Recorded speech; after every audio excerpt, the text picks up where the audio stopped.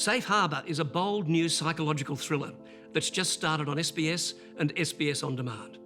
Directed by the talented Glendon Ivan, who gave us, amongst others, Gallipoli and The Beautiful Lie, and the four-parter filmed on location against the often underused backdrop of Brisbane, follows a group of successful, wealthy, middle-class friends whose sailing holiday of a lifetime alters their lives irrevocably after they make contact with a struggling fishing boat overloaded with asylum seekers seeking sanctuary in Australia. After much debate, the Australians take a vote on what they should do in these extreme circumstances and decide to tow the refugees to Australia. But when they wake up the next morning, the fishing boat is gone. 5 years later, they learn the truth. Someone cut the rope between the two boats, with tragic consequences.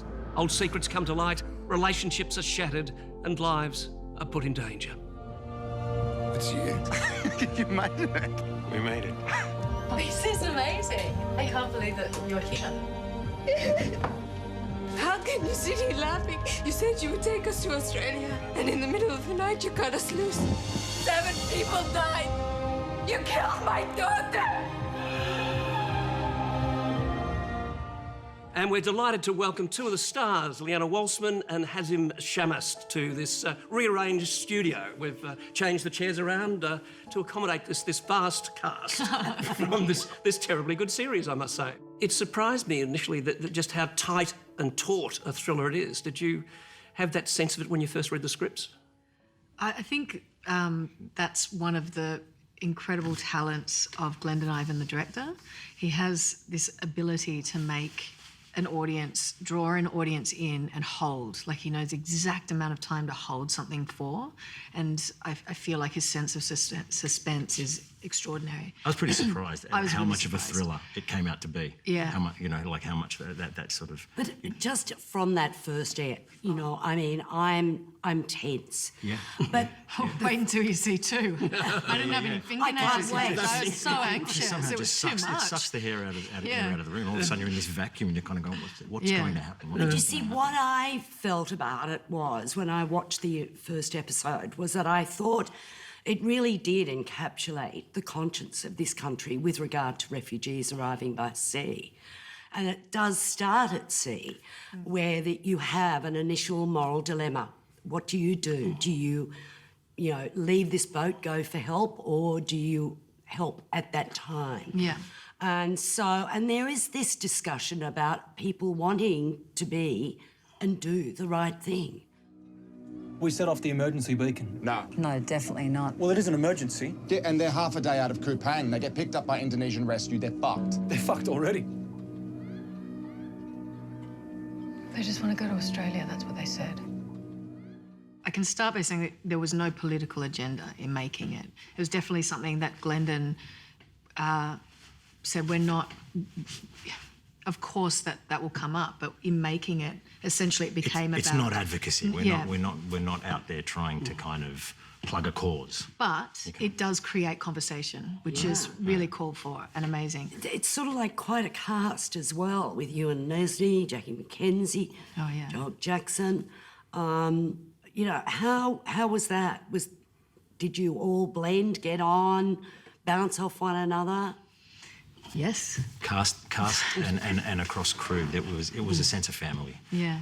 That was the great thing about it, from the top down and across. Everyone got along. Everyone knew what we were doing. Had a sense of.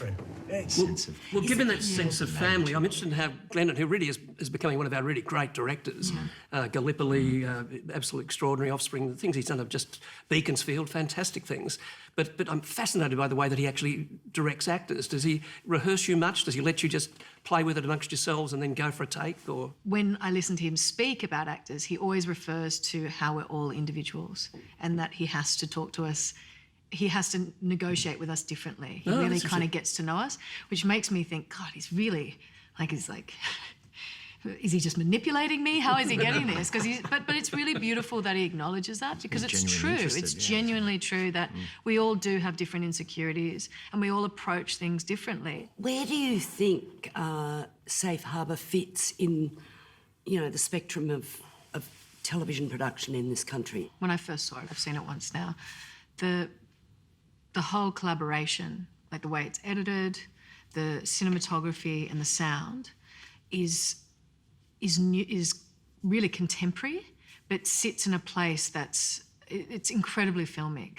And the pace of it's not, it moves fast, but you don't feel like you're being forced information, like a lot of television does, where you just have a lot of information that's thrown at you to make up for, I don't know, time you don't have. There's a sense of, he holds space really well, Glendon, and that's more filmic than television. And I think it really resonates through it.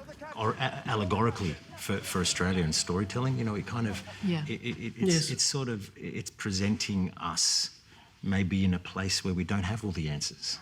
We're a little bit lost at sea, and we're kind of dealing with, you know, new questions and new people and new, you know, a new sense of what it is and the rug is constantly being here. cut, isn't it? You know, that kind of stuff is happening. So there's no clear way forward. Yeah. And when you find out who cut the rope, it just seems like it's not even surprising. I mean, maybe it is, but it's not. It's not the heartbeat of it anymore. Can you tell us who cut the rope? No. That's a question. Yeah. Well, you know, and then it's kind of it's perhaps put forward that by the time you find out who's cut the rope, it actually doesn't matter. It doesn't matter. Something else is happening. Yeah. So it's kind of great. Do you know, I can't wait to see the rest of the series. I mean, it's really one of the best things I've seen. Me too. In recent years. Congratulations to both. Both superb performers in this. Thanks so much. Absolutely terrific. What were you doing that night on the boat? I just wanted to protect you. What happened on that boat shifted everything.